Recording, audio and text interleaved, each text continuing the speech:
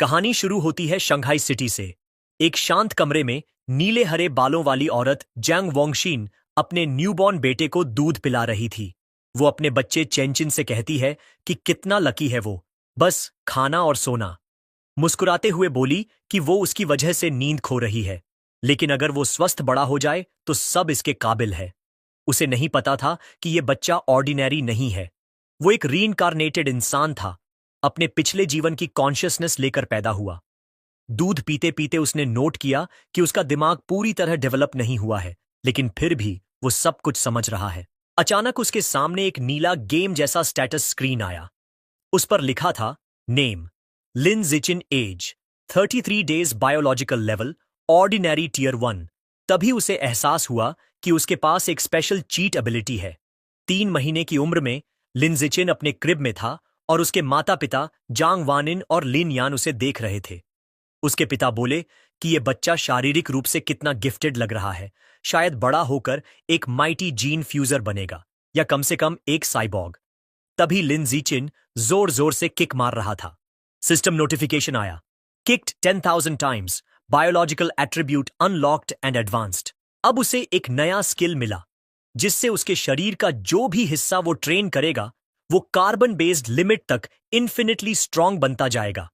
उसे महसूस हुआ कि उसकी ताकत बढ़ रही है। उसने सोचा, आखिर उसके पिता का मतलब क्या है जीन फ्यूजर्स और साइबॉर्ग्स से, और उसने सुपर हीरोज जैसी कल्पना की। 4 महीने की उम्र में लिन जिचिन बैठना और रेंगना सीख गया था। अपने पेरेंट्स को डराने से बचने के लिए वो रात में अकेले ट्रेनिंग करता था। हर बार जब वो क्रॉल करता, सिस्टम उसे पॉइंट से रिवॉर्ड करता। 1 महीने बाद 5 महीने की उम्र में वो चलना मास्टर कर चुका था। 6 महीने में वो अब अपने पेरेंट्स के सामने भी बैठ और क्रॉल सकता था, बिना ज्यादा अजीब लगे। एक दिन टीवी देखते वक्त न्यूज रिपोर्ट में एबरेंट बीस्ट्स दिखाई गईं, जिनसे लड़ने के लिए जीन फ्यूजर्स और साइबॉर्ग्स दोनों साथ लड़ रहे थे। तभी पहली बार लिन जिचिन को समझ आया कि ये दुनिया उसकी पुरानी दुनिया से कितनी अलग है। उसने जाना कि इस धरती पर म्यूटेशन हो चुका है और टेरिफाइंग क्रीचर्स पैदा हुए हैं, जिन्हें एबरेंट बीस्ट्स कहते हैं। इनसे लड़ने के लिए इंसानों ने 2 रास्ते बनाए। 1. मैकेनिकल असेंशन, जहां इंसान अपने शरीर को टेक्नोलॉजी से मॉडिफाई करके पावरफुल साइबॉर्ग्स बनते हैं। 2. जीन मॉडिफिकेशन, जहां इंसान एबरेंट बीस्ट्स के जीन्स को अपने साथ फ्यूज करके जीन फ्यूजर्स बनते हैं और मॉन्स्टर्स से अपनी शक्ति से लड़ते हैं। ये सब डेंजर्स समझकर रीइंकार्नेटेड लिन जीचिन ने ठान लिया कि वो अपने सिस्टम का इस्तेमाल करके सुरक्षित बड़ा होगा, धीरे धीरे इवॉल्व करेगा और इस खतरनाक दुनिया में सरवाइव करेगा। एक दिन डोरबेल बजी। जंग वोंगशिन दरवाजा खोलती है और सामने नीली ड्रेस पहनी हुई एक औरत खड़ी है, शू मिंग। वो उनका नया पड़ोसी है। शू मिंग अपने परिवार का परिचय कराती है, अपने पति शेनजानी और छोटी बेटी शेनकिंग हान का, जो एक डॉल पकड़कर खड़ी है। लिन जिचिन उस छोटी लड़की को देखता है जिसके बाल पर्पल हैं। वो मानता है कि शेनकिंग हान उसकी इस नई दुनिया की पहली दोस्त बनेगी और उसे महसूस होता है कि उनकी किस्मतें एक दिन गहराई से जुड़ेंगी। समय बीतता है और लिन जिचिन खुद को ट्रेनिंग में झोंक देता है। 7 महीने की उम्र में अपने यूज एंड एडवांस स्किल की वजह से वो दौड़ना, कूदना और बेसिक भाषा बोलना खुद से बातें करके सीख जाता है और हर एक्टिविटी से स्टैट पॉइंट्स कमाता है। 8 महीने में उसका ट्रेनिंग लेवल इतना बढ़ जाता है कि वो क्रिब में ही सिटअप्स और पुशअप्स करने लगता है। लेकिन वो ध्यान रखता है कि जब तक उसके पेरेंट्स आसपास ना हो तभी प्रैक्टिस करे। लेकिन एक दिन उसकी मां जैंग वोंगशिन बैल्कनी में जाती है और शॉक्ड हो जाती है जब देखती है कि उसका 8 महीने का बेटा सिटअप्स कर रहा है। वो अपनी आंखें मलती है, यकीन नहीं होता। लेकिन चूंकि वो वेब नॉवेल ऑथर है, इसलिए उसे लगता है कि यह स्ट्रेस की वजह से हेलुसिनेशन है। लिन तुरंत सोने का नाटक करता है, राहत की सांस लेता है और सोचता है कि अब उसे और ज्यादा सावधान रहना होगा। कुछ दिनों बाद नहाते वक्त जैंग वोंगशिन को एक और बड़ा झटका लगता है। वो चिल्लाकर अपने पति लिन यन को बुलाती है। जब वो भागते हुए आते हैं तो वो दिखाती है कि उनका 8 महीने का बेटा डिफाइंड एबीएस बना चुका है। लिन यान हैरान रह जाता है। वो उत्साहित होकर कहता है कि शायद उनका बेटा 1 in a million प्रोडिजी है और उसका भविष्य बहुत ब्राइट होगा। चाहे जीन फ्यूजर बने या साइबॉर्ग। ये जीनियस वाली बातें सुनकर लिन जिचिन चैन की सांस लेता है कि उसका सीक्रेट अभी तक सेफ है। उसे लगता है कि वाकई लकी है जिसके पेरेंट्स दोनों वेब नॉवल ऑथर्स हैं। लेकिन वो ये भी सोचता है कि इस म्यूटेटेड अर्थ पर वो अकेला जीनियस नहीं है। वो और उसकी माँ एक न्यूज रिपोर्ट देखते हैं जिसमें दिखाया जाता है कि एक मार्शल आर्ट्स फैमिली का 2 साल का बच्चा एक हाथ से 20 किलोस का डंबल उठा सकता है। जैंग वोंगशिन अपने बेटे को पास खींचकर गर्व से कहती है कि उसका चेंचिन भी उतना ही अमेजिंग है। लिन जिचिन अपनी मां की इस कॉन्फिडेंस से भावुक हो जाता है और सोचता है कि क्या वो भी 2 साल की उम्र में 20 किलोज उठा पाएगा। जब लिन जिचिन सचमुच 2 साल का होता है, उसकी ट्रेनिंग रंग लाती है। उसने लो प्रोफाइल रखते हुए गुप्त रूप से अपनी ताकत डेवलप की होती है। अब वो आसानी से एक हाथ से 20 किलोज का वेट स्टोरेज रूम में उठा लेता है। लेकिन उसका सेशन बीच में रुक जाता है जब उसकी मां बुलाती है कि हान हान, शेनचिंग हान का निकनेम, खेलने के लिए आ गई है। चौंक कर उसने वेट नीचे रखा और बाहर चला गया। उसने दरवाजा खोला तो सामने शेनिंग हान खड़ी थी, जो अब 2 साल की हो चुकी थी और वह उसे एक टाट दे रही थी। लिन जिचिन अंदर ही अंदर सोचता है कि उनकी अलग मेंटल एज होने की वजह से वो नॉर्मल बच्चों की तरह गेम्स नहीं खेल पाते। जहां हान हान एक टिपिकल टॉडलर है, वहीं वो हर पल ट्रेनिंग में लगाता है। उसने उसके साथ टाइम बिताने का एक यूनिक तरीका खोज लिया था। क्योंकि हान हान हमेशा उसके पास रहना पसंद करती थी, वो उसके लिए perfect custom sized weighted vest बन जाती थी एक्सरसाइजेस के दौरान। लेकिन एक प्रॉब्लम बार बार रिपीट होती थी और उसे फिर याद आ गई जब उसने एक गर्म नमी महसूस की। उसने चिल्लाकर कहा कि हान हान ने फिर से उस पर पेशाब कर दिया है। एक और साल बीत गया। 3 साल की उम्र में लिन जिचिन की स्ट्रेंथ एक्सपोनेंशियली बढ़ चुकी थी और अब वो एक हाथ से 40 किलो का वेट आसानी से उठा सकता था। टीवी देखते समय उसने एक रिपोर्ट देखी जिसमें एक 4 साल का प्रोडिजी 30 किलो का डंबल उठा रहा था। उसने संतुष्टि से नोट किया कि वो पहले से ही उससे ज्यादा स्ट्रांग है। लेकिन अपनी प्रोग्रेस के बावजूद उसका सिस्टम अभी भी उसे ऑर्डिनरी टीयर 1 दिखा रहा था। उसने सोचा कि टीयर 2 तक पहुंचने के लिए आखिर उसे और क्या करना होगा। इन्हीं सवालों के साथ उसने पहली बार अपने घर से बाहर कदम रखा। बाहर की दुनिया एक स्टनिंग फ्यूचरिस्टिक सिटीस्केप थी, जहां बीस्टमैन और साइबॉग्स नजर आ रहे थे। उसने अंदाजा लगाया कि यही वो जीन फ्यूजर्स और साइबॉग्स हैं जिनके बारे में उसने सुना है। अपनी मां और पड़ोसियों शू मंग और शेन चिंगान के साथ वो लाइब्रेरी की ओर गया। क्योंकि उसके पेरेंट्स उसे इलेक्ट्रॉनिक डिवाइसेस इस्तेमाल नहीं करने देते थे, उसके लिए books he best source of information थे। लाइब्रेरी पहुंचकर उसकी मां ने उसे बच्चों वाले सेक्शन की तरफ इशारा किया, लेकिन लिन जिचिन सीधे एडवांस्ड इंसाइक्लोपीडियाज की तरफ बढ़ गया और चिंतित शेनिंग हान उसके पीछे पीछे चल दी। दोनों माताएं हैरानी से देख रही थीं। शू मंग ने पूछा कि उसे ये बुक्स क्यों पसंद है, तो जांग वांग ने अंदाजा लगाया कि ये उसकी जीनियस जीन्स की वजह से है।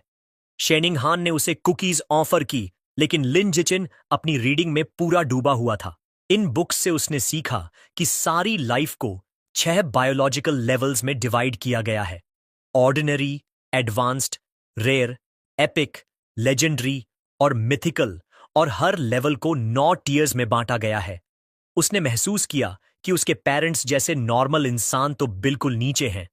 ऑर्डिनरी टीयर 1 यानी हायर लेवल बीइंग्स की तुलना में बिल्कुल चींटी जैसे इनसिग्निफिकेंट। ये नॉलेज लिन जिचिन के अंदर एक आग जला गई। उसे अपनी ट्रेनिंग और तेज करनी थी, लेकिन कवर बनाए रखते हुए। तभी उसके सिस्टम ने उसे एक नया क्वेस्ट दिया, 100 मिलियन कैरेक्टर्स पढ़ो और सेलेस्टियल राउट ऑफ विजडम का रिवॉर्ड पाओ। माइंड और बॉडी दोनों को ट्रेन करने के इस चांस से एक्साइटेड होकर उसने ये क्वेस्ट एक्सेप्ट कर लिया। अगले 1 साल तक लिन जिचिन ने अपना समय शारीरिक ट्रेनिंग और बहुत पढ़ाई में बांट दिया। 4 साल की उम्र में वह और शेन चिंगहान अपने टीचर मिस जांगमे का हाथ पकड़े हुए किंडरगार्टन जाने लगे। उसकी मेहनत रंग लाई। स्कूल शुरू होने के थोड़े समय बाद ही वह ऑर्डिनरी टीयर 2 तक पहुंच गया। उसकी फिजिकल ताकत बेहद जबरदस्त थी। वह एक हाथ से 80 किलो वेट उठा सकता था, 1.2 मीटर ऊंचाई तक कूद सकता था और 100 मीटर की दौड़ सिर्फ 11 सेकंड से कम समय में पूरी कर सकता था। ये आंकड़े किसी अडल्ट के लिए भी बहुत बड़े हैं। एक किंडरगार्टनर की तो बात ही छोड़ो। एक दिन उसने देखा कि कुछ बच्चे शेन चिंग हान को घेर कर खड़े हैं और उसे बेड वेटर कहकर चिढ़ा रहे हैं। अपने दोस्त को रुलाते हुए देखकर उसे समझ आ गया कि अब उसे एक्शन लेना होगा। वह नाटकीय अंदाज में सीधा बुलीज के बीच कूद गया, उन्हें घूरा और डरावनी धमकी दी। अगर किसी ने फिर से हान हान को सताया तो वो हर दिन उनके बेड पर पेशाब कर देगा। उसकी ये बचकानी लेकिन डरावनी धमकी काम कर गई। सारे बुलीज रोने लगे और कसम खाई कि वो कभी किंडरगार्टन वापस नहीं आएंगे। शेन चिंगहान ने अपने प्रोटेक्टर को प्रशंसा भरी नजरों से देखा। इस काम से उसके सिस्टम ने एक नया अचीवमेंट अनलॉक किया, किंडरगार्टन किड किंग का टाइटल और साथ ही एक नई क्वेस्ट सीरीज भी। लिन बेहद खुश था कि अब वह एक साथ कई क्वेस्ट्स पर काम कर सकता है। आधा साल बाद उसने अपना रीडिंग क्वेस्ट पूरा कर लिया। उसने 100 मिलियन कैरेक्टर्स पढ़ लिए थे और उसे इनाम मिला, सेलेस्टियल रूट ऑफ विजडम, जिसने उसे परफेक्ट याददाश्त और पीक ह्यूमन लर्निंग एबिलिटी दी। समय तेजी से बीता और जल्द ही वह और शेन चिंगहान लगभग 7 साल के हो गए, अपने किंडरगार्टन ग्रेजुएशन फोटो के लिए पोज करते हुए। वेकेशन में भी लिन जिचिन ने आराम नहीं किया। अब वह इतना ताकतवर हो गया था कि 200 किलो बारबेल से ट्रेनिंग कर सकता था। छुट्टियों के दौरान उसकी एबिलिटीज नई ऊंचाइयों पर पहुंच गईं।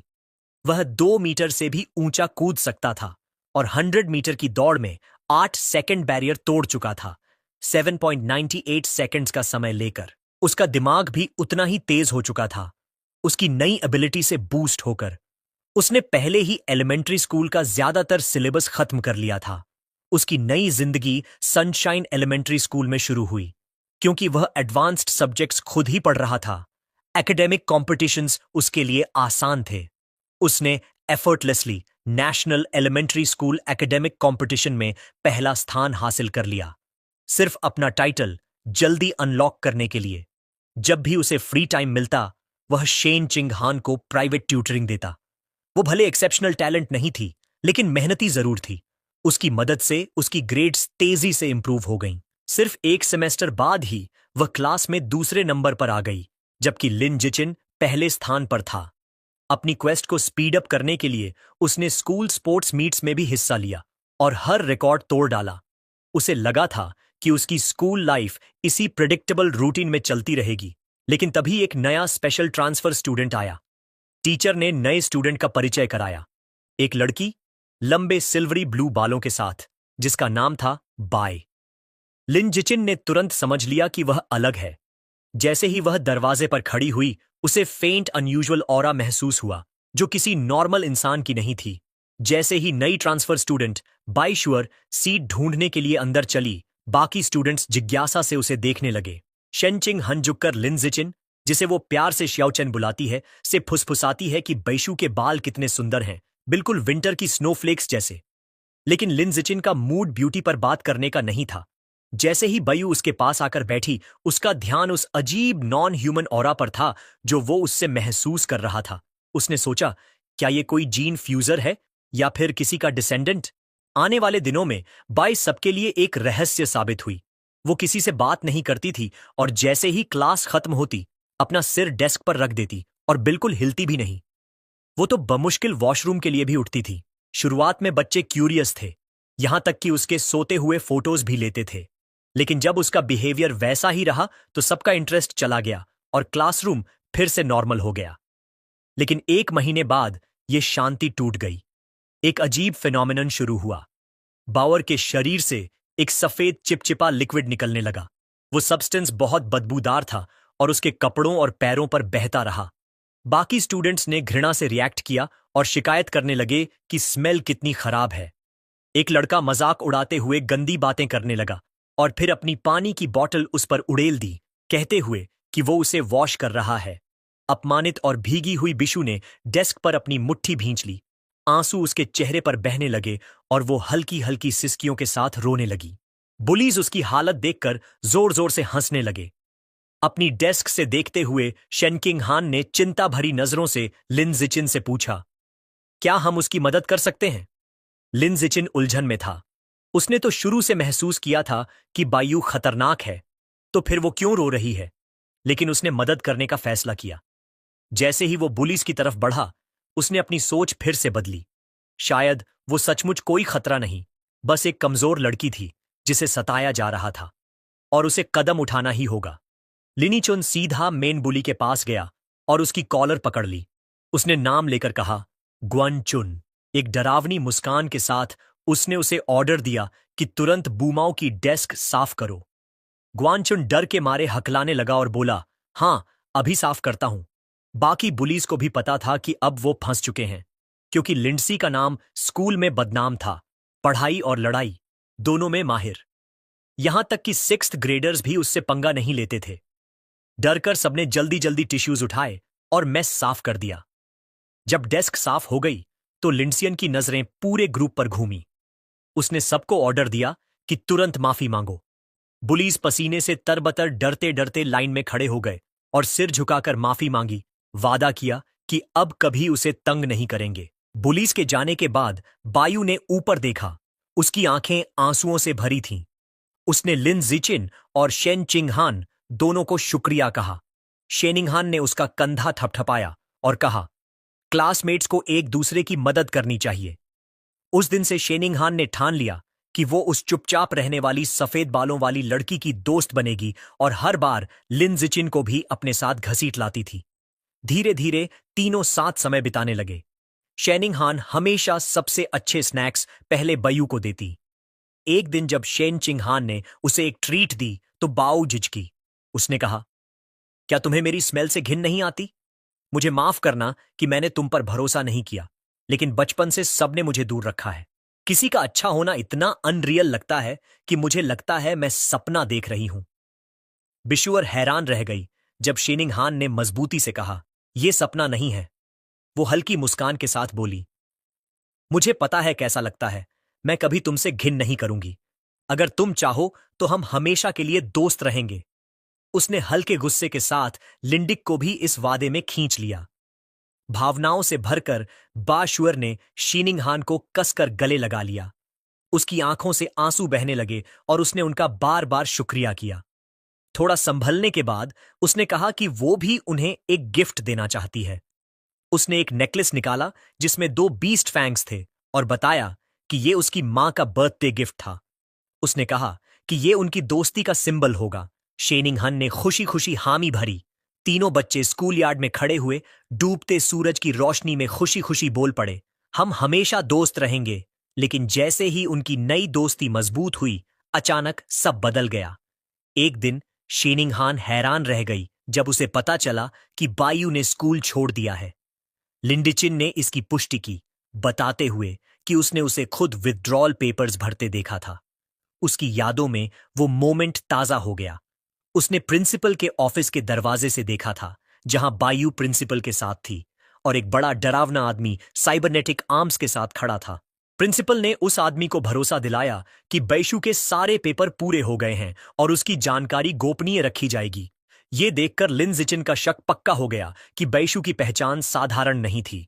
उस दिन के बाद उसने उसे फिर कभी नहीं देखा और सोचता रह गया कि असल में वो कौन थी। कुछ समय बाद लिन जिचिन घर पर अपनी मां जांग वांगशिन को शोल्डर मसाज दे रहा था। मां ने चैन की सांस ली और बोली कि टाइपिंग के लंबे दिन के बाद ये मसाज बिल्कुल परफेक्ट है।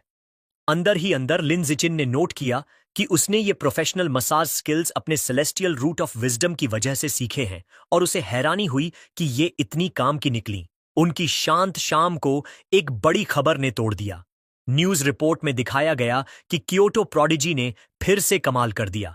सिर्फ 10 साल की उम्र में उसने अबेरेंट बीस्ट जीन्स के साथ सफल फ्यूजन कर लिया था और अब वह एक हाथ से 500 किलो की चट्टान उठा सकता था। लिन जिचिन ने उस लड़के को पहचाना और झटका खाया कि उसका प्रतिद्वंदी पहले ही जीन फ्यूजन शुरू कर चुका है। उसके पिता लिन यान ने शिकायत की कि ये क्योटो वाला लड़का हमेशा टीवी पर छाया रहता है। क्या लोग उसे इन्फ्लुएंसर बनाना चाहते हैं? मां बाप में बहस शुरू हो गई।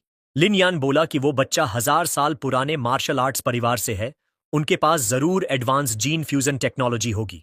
जांग वांगशिन ने तर्क दिया कि बच्चे को गिनी पिग बनाना गलत है। पिता ने पलटकर कहा कि ऐसे परिवारों के लिए परिवार की इंटरेस्ट सबसे ऊपर होती है। मां ने तंज कसते हुए कहा, तुम्हें तो सब पता है। उनकी बहस के बीच लिन जिचिन गहरी सोच में था। उसे याद आया कि फ्यूजन से पहले वो लड़का 100 किलो उठाता था, अब 500 किलो, यानी 5 गुना ताकत। लेकिन लिन जिचिन सिर्फ 8 साल की उम्र में बिना किसी जीन फ्यूजन के एक हाथ से 300 किलो उठा लेता था।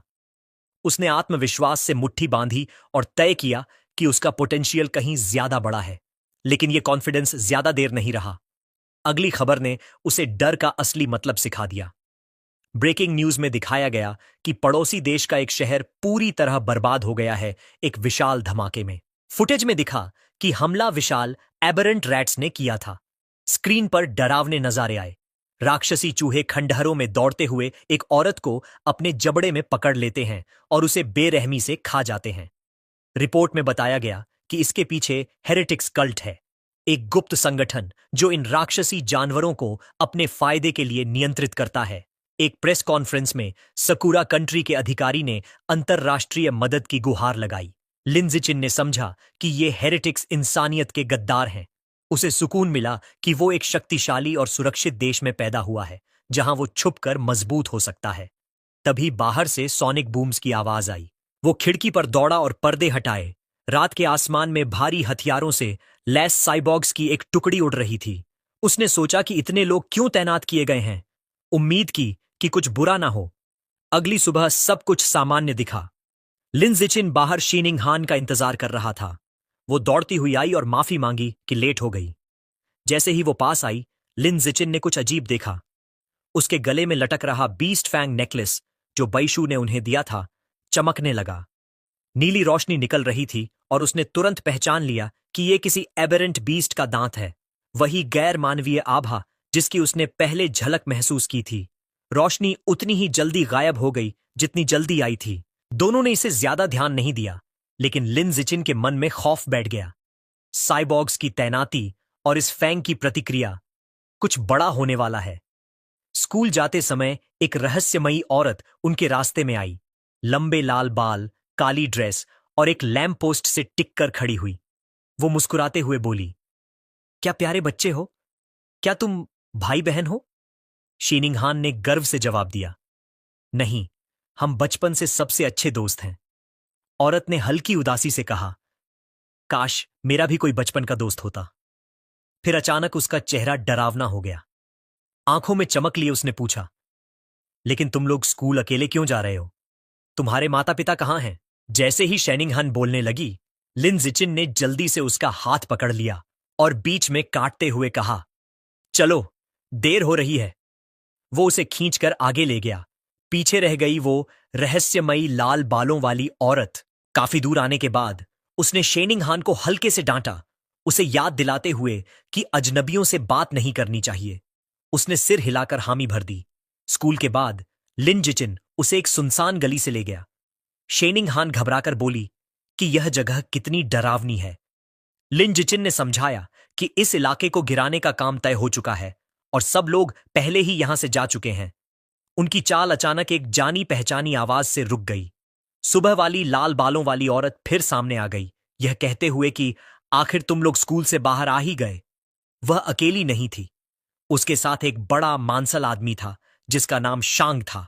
औरत ने शांग से कहा कि बच्चे यहीं हैं। लिन जिचिन घबरा गया।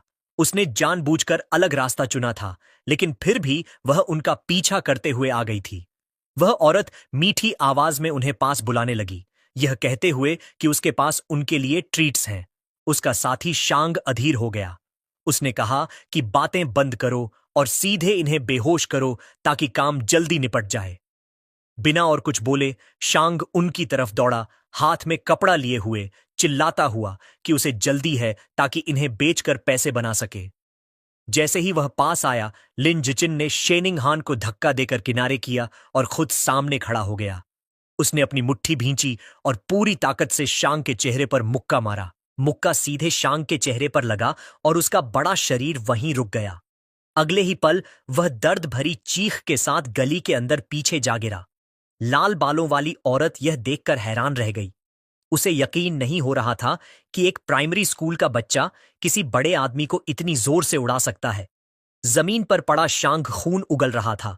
शांग के गिरते ही लिन जिचिन ने औरत पर ध्यान दिया। इससे पहले कि वह कुछ कर पाती, उसने उसके पेट पर एक जबरदस्त मुक्का मारा और फिर एक तेज अपरकट झड़कर उसे बेहोश कर दिया। गिरे हुए अपहरणकर्ताओं को देखकर उसका चेहरा कठोर हो गया। उसने पास की एक ईंट उठाई और सोचा कि सुनसान गली में कोई कैमरा नहीं है, इसलिए इन्हें यहीं खत्म करना होगा। अगर ये जिंदा रहे तो उसकी असली ताकत सबको पता चल जाएगी और उसका छिपकर मजबूत बनने का प्लान बिगड़ जाएगा। लेकिन ठीक उसी समय जमीन बुरी तरह हिलने लगी। एक भयंकर भूकंप ने गली को हिला दिया। अचानक एक विशाल पंजा पास की दीवार तोड़कर बाहर निकला। अगले ही पल धूल और मलबे से एक दैत्याकार विकृत चूहा बाहर आया। वह राक्षसी चूहा बच्चों को नजरअंदाज कर सीधे बेहोश औरत की ओर झपटा, लेकिन उसे खाने के बजाय उसने पंजे से उसका सिर धड़ से अलग कर दिया। फिर उसने कटा हुआ सिर उठा लिया। यह देखकर शेनिंग हान चीख पड़ी। खतरे को पहचानते हुए लिन जिचिन ने उसे अपनी बाहों में उठा लिया और बोला, यह एक दैत्य चूहा है, हमें सुरक्षित जगह भागना होगा। वह तुरंत मुड़ा और उसे लेकर भाग निकला। भागते भागते अचानक आसमान में लाल और सुनहरे रंग की एक चमक दौड़ती है। एक फीमेल साइबॉर्ग जिसकी सुनहरी बाल थे और हेलमेट पर खरगोश जैसे कान लगे थे, बिजली जैसी तेजी से गली में आ उतरती है। उसकी गति इतनी अविश्वसनीय थी कि वो मानो धुंधली परछाई की तरह मॉन्स्टर चूहे के पास से निकल गई। लिन जिचिन के कंधे के ऊपर से देखते हुए शेनिंग हान हैरान होकर चिल्लाती है कि वो साइबॉर्ग कितनी तेज है। साइबॉर्ग बड़ी निपुणता से मॉन्स्टर के पीछे उतरती है और हमला करने की तैयारी करती है। उसका दस्ताना चमक उठता है और वो अपना हथियार चार्ज करते हुए ऐलान करती है, एनेस्थेटिक स्मोक। वो प्रोजेक्टाइल दागती है जो गली को हिला देने वाले धमाकों के साथ फटते हैं। लिन जिचिन तुरंत शेनिंग हान को अपनी बाहों से ढककर ब्लास्ट से बचाता है। विस्फोटों में फंसा मॉन्स्टर चूहा दर्द में दहाड़ता है और एनेस्थेटिक धुएं से चकरा जाता है। मौका देखते ही साइबॉर्ग आगे बढ़ती है और तेज वारों की झड़ी लगाकर कमजोर जानवर को खत्म कर देती है। बाद में लिन जिचिन घर पर न्यूज रिपोर्ट देखता है जिसमें इस घटना को दिखाया जाता है। वो लड़ाई का गहराई से विश्लेषण करता है और निष्कर्ष निकालता है कि उस साइबॉर्ग की ताकत बहुत ऊंची नहीं थी। उसे पहले मॉन्स्टर को कमजोर करना पड़ा और फिर भी उसे खत्म करने में पूरे 7 मिनट लगे। वो सोचता है कि मॉन्स्टर चूहे कितने खतरनाक जीव होते हैं, जो 10 मीटर से ज्यादा लंबे हो सकते हैं और ऑर्डिनरी 5th टियर तक पहुंच सकते हैं। हालांकि वो दोनों सुरक्षित बच निकले। यह घटना उसे फिर याद दिलाती है कि यह दुनिया कितनी खतरनाक है। वह निश्चय करता है कि उसे और भी कठोर प्रशिक्षण करना होगा ताकि खुद को और अपने अपनों को बचा सके। इसके बाद उसे अपने ट्रेनिंग स्पेस में देखा जाता है, जहां वो भारी बारबेल के साथ वेटेड स्क्वाट्स कर रहा होता है। सिस्टम उसे इसके लिए पॉइंट से पुरस्कृत करता है। भले ही मॉन्स्टर चूहों का खतरा मंडरा रहा है, जिंदगी आगे बढ़ती रहती है। कुछ ही समय बाद लिन जिचिन और शेनिंग हान अपने 9वें जन्मदिन का जश्न मनाते हैं। दोनों परिवार एक बड़े केक के इर्द गिर्द जमा होते हैं। विश मांगने के बाद दोनों एक दूसरे को तोहफे देते हैं। अपनी सेलेस्टियल रूट ऑफ विजडम की बदौलत लिन जिचिन ने सिर्फ एक रात में खुद से नक्काशी सीख ली थी और शेनिंग हान के लिए बारीक डिजाइन वाला लकड़ी का हेयर पिन बना डाला। शेनिंग हान बहुत खुश हो जाती है, उसे बालों में लगाकर मुस्कुराती है और कहती है कि उसे यह बहुत पसंद है। समय तेजी से बीतता है और दोनों एलिमेंट्री स्कूल से ग्रेजुएट होकर मिडिल स्कूल शुरू करते हैं। इसी समय सिस्टम उसे नोटिफाई करता है कि उसने 9 साल की कंपल्सरी एजुकेशन पूरी करके नया अचीवमेंट हासिल किया है। किंडरगार्टन किड किंग और एलिमेंट्री स्कूल टॉप डॉग दोनों टाइटल्स अनलॉक हो जाते हैं। वो उत्साहित हो जाता है कि अगला टाइटल मिडिल स्कूल ओवरलॉर्ड होगा, जिससे उसे survival of the fittest attribute मिलेगा। छुट्टियों के दौरान भी वो हाई इंटेंसिटी ट्रेनिंग करता है। उसके ट्रेनिंग सेशन में शामिल होता है पीठ पर भारी चट्टान रखकर 1000 पुशअप्स, जिससे उसकी स्टैट्स में भारी बढ़ोतरी होती है। उसकी मेहनत रंग लाती है। स्कूल शुरू होने से ठीक पहले 10 किलोमीटर दौड़ के बाद उसका सिस्टम ऐलान करता है कि उसकी बायोलॉजिकल लेवल बढ़कर ऑर्डिनरी 3rd टियर तक पहुंच गई है। उसके शारीरिक गुण आश्चर्यजनक रूप से बढ़ गए थे। अब वह एक हाथ से 700 किलो उठा सकता था, 4 मीटर ऊंचाई तक कूद सकता था और 100 मीटर की दौड़ केवल 6 सेकंड में पूरी कर सकता था। अपनी ताकत बढ़ते हुए देखकर वह सोचता है कि क्योटो का प्रोडिजी अब किस स्तर पर पहुंच चुका होगा। संयोग से स्कूल शुरू होने से एक रात पहले टीवी पर एक नई खबर प्रसारित होती है। रिपोर्ट में बताया जाता है कि अब 14 साल का हो चुका प्रोडिजी विशाल चींटी के जीन के साथ फ्यूज हो चुका है और एक हाथ से 2000 किलो का मिश्र धातु ब्लॉक उठा सकता है। लिन जिचिन गणना करता है कि चूंकि विशाल चींटी के जीन ताकत को 4 से 8 गुना तक बढ़ा देते हैं, तो प्रोडिजी की असली ताकत बिना जीन के सहारे लगभग 500 किलो ही है। इसका मतलब यह था कि वह अब भी बुनियादी रूप से प्रोडिजी से ज्यादा ताकतवर है। यह सोचकर उसके चेहरे पर मुस्कान आ जाती है और वह कल्पना करता है कि भविष्य में जीन फ्यूजन के साथ वह कितना शक्तिशाली बनेगा। अगले दिन मिडिल स्कूल शुरू होता है। शहर का टॉप स्टूडेंट होने की वजह से सभी बेहतरीन मिडिल स्कूल्स ने उसे अपने यहां बुलाने की कोशिश की थी, लेकिन उसने शंघाई मिडिल स्कूल का निमंत्रण स्वीकार किया, इस शर्त पर कि शेनिंग हान भी उसी की क्लास में होगी। रजिस्ट्रेशन के समय प्रिंसिपल और नए क्लास टीचर उनका स्वागत करते हैं और बताते हैं कि वे उस पर कितना भरोसा कर रहे हैं। थोड़ी औपचारिक बातों के बाद वह बहाना बनाकर शेनचिंग हान के साथ वहां से निकल जाता है। दरअसल शंघाई मिडिल स्कूल चुनने का असली कारण उसकी बेहतरीन खेल सुविधाएं थीं। उन्होंने तय किया था कि क्लास शुरू होने से पहले स्कूल के कोर्ट पर बैडमिंटन खेलेंगे। कोर्ट पर उत्साहित शेनिंग हान कहती है कि अब खेल शुरू करना चाहिए। वह शॉट लगाते हुए अपने अंदाज में उसे फेरीज कर्व बॉल कहती है। लिन जिचिन आसानी से शटलकॉक को हवा में पकड़ लेता है, लेकिन उनका खेल बीच में ही रुक जाता है। एक ग्रुप सीनियर स्टूडेंट्स वहां आ जाता है और उनका लीडर, जिसने उलटी कैप पहन रखी थी, शटलकॉक छीन लेता है और कहता है कि यह कोर्ट उनके लिए रिजर्व है। उसके दोस्त मजाक उड़ाते हुए कहते हैं कि शेनिंग हान चाहें तो उनके साथ खेल सकती है। शेनिंग हान डटकर जवाब देती है कि उन्हें नियमों का पालन करना चाहिए और वे लोग पहले आए थे। लिन जिचिन उसकी ओर बढ़ते सीनियर्स को ठंडी नजर से देखता है और सख्त लहजे में कहता है कि वह शेनिंग हान से दूर रहें और याद रखें कि पहले आओ पहले पाओ का नियम लागू होता है। लीडर घमंडी अंदाज में हंसते हुए कहता है कि अब कोर्ट उसी का है। वह शटलकॉक उठाता है और सर्व करने ही वाला होता है कि लिन जिचिन हरकत में आ जाता है। वह ठंडे स्वर में कहता है कि अब से यहां सिर्फ उसके नियम चलेंगे। वह जबरदस्त ताकत के साथ उछलता है और शटलकॉक को इतनी तेजी से स्मैश करता है कि वह सफेद धुंध की तरह कोर्ट के पार निकल जाता है। ताकत इतनी जबरदस्त होती है कि लीडर के पास रिएक्ट करने का भी वक्त नहीं मिलता। टकराव से उसका रैकेट चकनाचूर हो जाता है और उसकी कैप उड़कर गिर जाती है। सीनियर्स के चेहरे पर पसीना और डर साफ झलकता है। वे कांपते हुए सोचते हैं कि क्या लिन जिचिन इंसान भी है या फिर कोई जीन फ्यूजर। उनमें से एक घबराकर कहता है कि अगर शॉट थोड़ा सा भी इधर उधर हुआ होता तो उनके बॉस का सिर उड़ गया होता। डरे हुए सीनियर्स गहरी झुककर माफी मांगते हैं और कहते हैं कि अब वे नियम समझ गए हैं और तुरंत चले जाएंगे। फिर वे जल्दी से वहां से भाग निकलते हैं।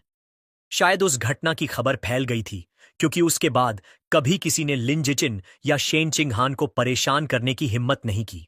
स्कूल जीवन बाकी लगभग वैसा ही था, बस अब यह बड़ा था और सुविधाएं बेहतर थीं। पढ़ाई में लिन जिचिन बहुत आगे था, क्योंकि वह मिडिल स्कूल का पूरा कोर्स पहले ही पूरा कर चुका था। क्लास में वह अक्सर दिलचस्प किताबें पढ़कर समय बिताता था। रात को वर्कआउट के बाद वह अपने सेलेस्टियल रूट ऑफ विजडम का इस्तेमाल कर ऑनलाइन नए नए स्किल्स सीखता, जैसे कुकिंग, फोटोग्राफी, ड्राइविंग, स्विमिंग और कई तरह के खेल। Middle school Overlord title unlock करने के लिए उसने सिर्फ हर विषय में पहला स्थान ही नहीं पाया, बल्कि स्कूल को नेशनल प्रतियोगिताओं में भी रिप्रेजेंट किया। और आखिरकार वह ढेरों ट्रॉफीज के बीच खड़ा दिखाई दिया। प्रोफाइल बनाए रखने के लिए वह जानबूझकर हर प्रतियोगिता में पहला स्थान नहीं लेता था। पूरा एक सेमेस्टर बीत गया, लेकिन टाइटल अब तक अनलॉक नहीं हुआ। हालांकि उसके शानदार प्रदर्शन ने उसे कई फैन गर्ल्स दिला दी, जो उसकी डेस्क पर ढेरों लव लेटर्स छोड़ जाती थीं। लेकिन उसने उन सबको नजरअंदाज कर दिया। शेन चिंगहान को ट्यूशन देने के अलावा वह आने वाले स्कूल स्पोर्ट्स फेस्टिवल पर ध्यान केंद्रित कर रहा था। उसे विश्वास था कि अगर उसने उसमें पूरी तरह दबदबा बना लिया तो आखिरकार टाइटल अनलॉक हो जाएगा।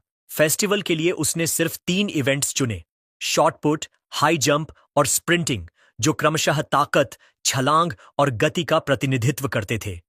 शॉटपुट में उसने आश्चर्यजनक 201 मीटर तक थ्रो किया। हालांकि उसने खुद को सुपर ह्यूमन न दिखाने के लिए काफी कंट्रोल किया, फिर भी वह आसानी से तीनों इवेंट्स में पहला स्थान ले गया।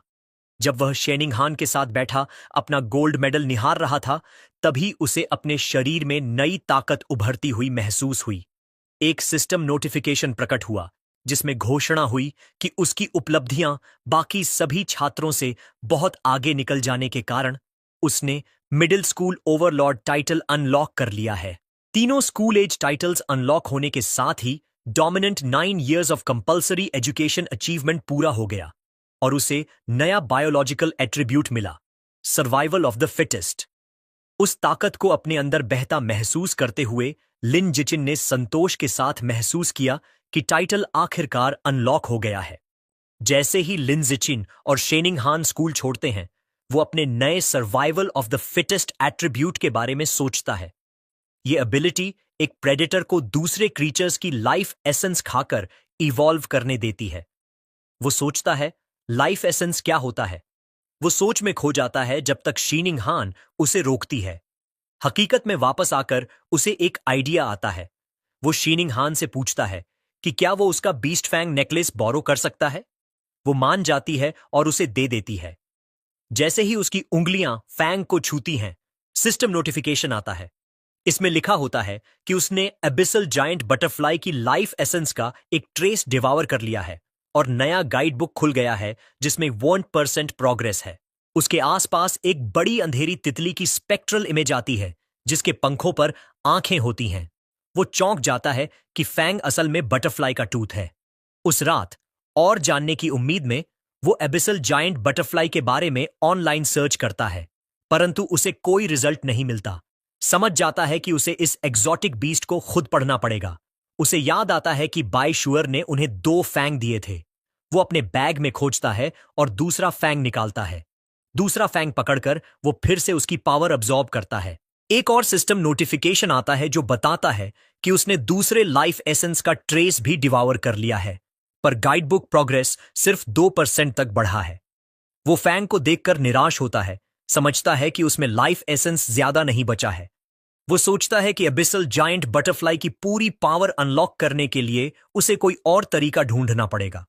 अगले दिन स्कूल के बाद अपनी ट्रेनिंग तेज करने और किसी भी एबेरेंट बीस्ट से जल्दी बचने के लिए लिन जिचिन रोज स्कूल जाने आने में शेनिंगहान को बाइक पर लेकर जाता है। जब वे स्कूल के मैदान से बाहर निकल रहे होते हैं, एक आदमी उन्हें बुलाता है। ट्रैक सूट पहने आदमी जिचिन को रोकता है और खुद को कोच गुओ बताता है, जो स्कूल की मार्शल आर्ट्स टीम का कोच है। वो लिन जिचिन की खेल प्रतियोगिता में परफॉर्मेंस की तारीफ करता है, जहां उसने स्कूल हिस्ट्री का सबसे अच्छा प्रदर्शन किया था। उत्साह से वो फॉर्मली उसे टीम ज्वाइन करने का इनविटेशन देता है, बोलता है कि उसकी एथलेटिक टैलेंट उसकी पढ़ाई से ज्यादा है। कोच गुओ उसे हां कहने को कहता है, पर सोचने के लिए भी टाइम देता है।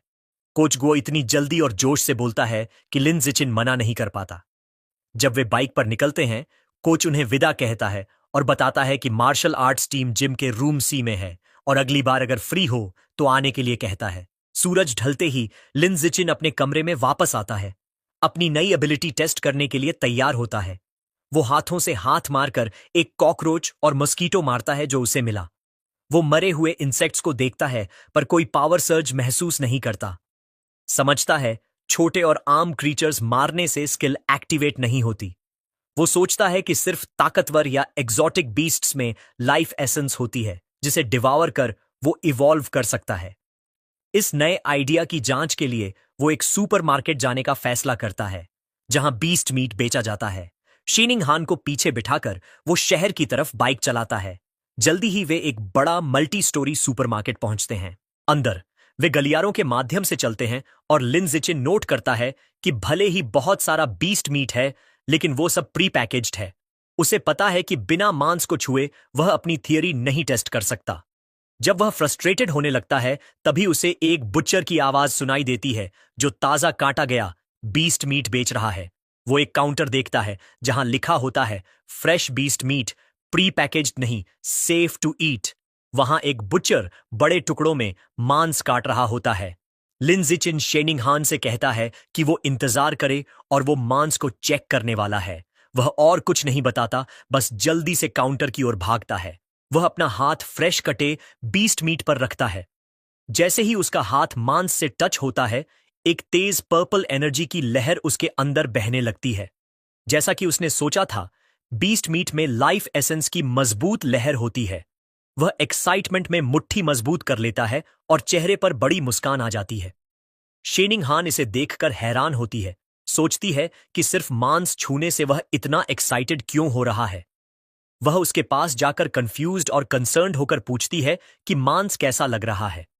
लिन जिचिन कूल बने रहने की कोशिश करता है और कैजुअली कहता है कि मांस सामान्य से ज्यादा ताजा लगता है और पूछता है क्या वो भी छूना चाहती है। शेनिंग हान हाथों से तेजी से इनकार करती है और कहती है कि उसने काफी छुआ है दोनों के लिए। अपनी थ्योरी कंफर्म करने के बाद लिन जिचिन घर पर ट्राई करने के लिए बीस्ट मीट खरीदने का फैसला करता है, जो शेनिंग हान के लिए सरप्राइजिंग होता है। वो उसकी रिएक्शन को देखकर उबराश नहीं होता, क्योंकि उसे पता है कि बीस्ट मीट बहुत महंगा होता है। सबसे सस्ता ऑप्शन गोस्ट शैडो स्क्विड करीब 1000 येन प्रति जिन का होता है। उसने स्क्विड वाला पैकेज उठाया।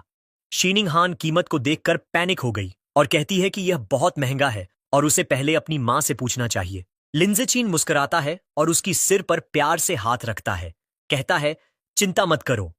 वह एक झूठ बनाता है कि उसकी मां ने उसे पहले ही दोनों परिवारों के लिए बहुत कुछ खरीदने को कहा है। एक फ्लैशबैक में उसकी मां जंग वंगशिन खुशी खुशी दावत बनाने को तैयार होती है। अंदर से लिन जिचिन स्वीकार करता है कि शेयरिंग उसकी योजना का हिस्सा है, लेकिन उसका ज्यादा इंपॉर्टेंट कारण यह टेस्ट करना है कि क्या वह खाने के दौरान लाइफ एसेंस अब्सॉर्ब कर सकता है, क्योंकि उसे डर है कि सीधे अब्सॉर्प्शन से मांस खराब हो जाएगा। चेकआउट पर वह गोस्ट शैडो स्क्विड के 3 पैकेज 29.94 येन में खरीदता है। महिला कैशियर उसका धन्यवाद करती है। जैसे ही वे बाहर निकलते हैं, लिन जिचिन सोचता है कि मांस कितना महंगा था और सोचता है कि अगली बार कब वे इसे अफोर्ड कर पाएंगे। जब तक वे शॉपिंग खत्म करते हैं, रात के 9 बजे के बाद हो चुका होता है।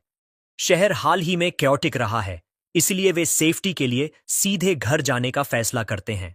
घर जाते वक्त लिन जिचिन अपने एक्सपेरिमेंट के बारे में सोचता रहता है। इंतजार नहीं कर पाता तो चुपके से अपने बस्केट में रखे मांस के पैकेज पर हाथ रख देता है। तुरंत उसे वही परिचित पर्पल एनर्जी की तेज लहर महसूस होती है। उसका सिस्टम कंफर्म करता है कि उसने घोस्ट शैडो स्क्विड की लाइफ एसेंस का एक हिस्सा डिवोर कर लिया है। उस क्रिएचर का नया गाइड बुक अनलॉक हो जाता है, लेकिन प्रोग्रेस सिर्फ 0.1% ही बढ़ता है। उसके दिमाग में एक डरावनी मल्टी आइड स्क्विड की छवि आती है। जब वे शांत सड़कों से बाइक चला रहे होते हैं तो वह थोड़ा मानसिक हिसाब करता है। उसे समझ आता है कि थोड़ा सा मांस खाकर सिर्फ उसकी ताकत का छोटा हिस्सा ही अनलॉक हुआ है। वह सोचता है कि उसे गाइड बुक में 100% पहुंचने के लिए 100 जिन तक डिवोर करना पड़ेगा, जिसकी कीमत लगभग 1000 येन होगी। वह स्क्विड की खास काबिलियत के बारे में सोचता है, जो पानी में घुलकर गायब हो जाती है, और तय करता है कि यह ताकतवर स्किल कीमत के लायक है। उसका रास्ता साफ है। उसे बहुत बड़ा पैसा कमाना होगा, क्योंकि इतना पैसा अपने परिवार से नहीं मांग सकता। फिर उसे याद आता है कि मांस खरीदने का दूसरा कारण यह था कि टेस्ट करे कि क्या लाइफ एसेंस को एब्जॉर्ब करने से मांस खराब हो जाता है। वह पैकेज देखता है। मांस अब भी बिल्कुल ताजा लग रहा है। वह खुश हो जाता है कि एसेंस लेने से मांस खराब नहीं होता। जैसे जैसे वह इसकी शक्ति एब्जॉर्ब करता है, स्क्विड के लिए उसका प्रोग्रेस बार बढ़कर 3% हो जाता है। उसकी एकाग्रता उस वक्त टूटी जब शेनिंग हान ने चेतावनी दी। उसने तेजी से ब्रेक लगाकर बाइक रोकी, बस कुछ इंच दूर एक जोड़े से टकराने से बचते हुए, और माफी मांगी। उसने खुद को डांटा कि क्यों उसने ध्यान नहीं दिया कि वह कहां जा रहा है, और सोचने लगा कि यह लेन इतना भीड़ भाड़ वाला क्यों है। शेनिंग हान आगे इशारा करती है। वे एक टेंशन भरी स्थिति देखते हैं। एक मस्कुलर लाल बालों वाला आदमी एक महिला को चाकू की नोक पर बंधक बनाए हुए है। शेनिंग हान डर के मारे बंधक को अपनी टीचर जिया के रूप में पहचानती है। वह आदमी भीड़ को धमकाता है। पुलिस अधिकारी मेगाफोन से स्थिति शांत करने की कोशिश कर रहे हैं। पुलिस कप्तान एक अधिकारी अबिंग को रोकता है और कहता है कि बेवजह गोलीबारी न करे। कप्तान बताता है कि लक्षित व्यक्ति बंधक के बहुत करीब है और उसे ढाल के रूप में इस्तेमाल कर रहा है, इसलिए साफ निशाना लगाना असंभव है। अधिकारी सोने की गैस की सलाह देता है, पर कप्तान मना कर देता है क्योंकि उसे डर है कि इसका असर होने से पहले संदिग्ध उत्तेजित हो सकता है। पुलिस झिझक रही होती है, तभी लिन जिचिन आगे बढ़ता है। वह फुटपाथ से एक छोटा पत्थर उठाता है और अविश्वसनीय गति और सटीकता से उसे फेंक देता है। पत्थर अधिकारी अबिंग के बंदूक पर लग जाता है, जिससे वह मिसफायर कर जाता है। गलत गोली बंधककर्ता के हाथ में लगती है, जिससे वह चिल्लाता है और अपना चाकू गिरा देता है। इससे टीचर जिया आजाद हो जाती हैं। मौका पाकर पुलिस कप्तान अपनी टीम को आगे बढ़ने का आदेश देता है। अधिकारी तेजी से आगे बढ़ते हैं और हथियारबंद संदिग्ध को पकड़ लेते हैं। एक महिला अधिकारी डर गई, लेकिन सुरक्षित टीचर जिया को सहारा देती है। स्थिति कंट्रोल में आते ही लिन जिचिन चुपके से अपनी बाइक पर चढ़ता है। शेनिंग हान बड़ी आंखों से उसे देखती है और पूछती है कि क्या उसने पत्थर फेंका था। वह जल्दी से उसे चुप रहने को कहता है और बताता है कि बाद में बात करेंगे। फिर वे बाइक चलाते हुए वहां से चले जाते हैं। जैसे ही वे दूर जाने लगते हैं, एक आवाज उन्हें रोकने का आदेश देती है। पुलिस कप्तान चिल्लाता है, पूछता है क्या लिन जिचिन ही था जिसने पत्थर फेंका। पकड़े जाने के डर से लिन जिचिन तुरंत सब कुछ नकार देता है, थोड़ा नर्वस स्माइल देते हुए। महानिदेशक उन्हें जाते हुए देखता है और सोचता है कि कोई अच्छा काम कबूल नहीं करता। ये अजीब बात है। फिर वह जोर से कहता है कि बहादुरी का इनाम भी होता है। इनाम का शब्द सुनते ही लिन जिचिन का ध्यान खींच जाता है। पैसों की जरूरत से वह जोर से ब्रेक लगाता है, रुकता है और कप्तान के पास दौड़ता है। शर्माते हुए वह अपनी नकारात्मक बात वापस लेता है, बता देता है कि उसने पत्थर फेंका था और समझाता है कि पैसा उसके लिए कितना जरूरी है। कप्तान कहता है कि रिपोर्ट देने के लिए पुलिस स्टेशन जरूर आए और वह उसकी मदद करेगा इनाम के लिए।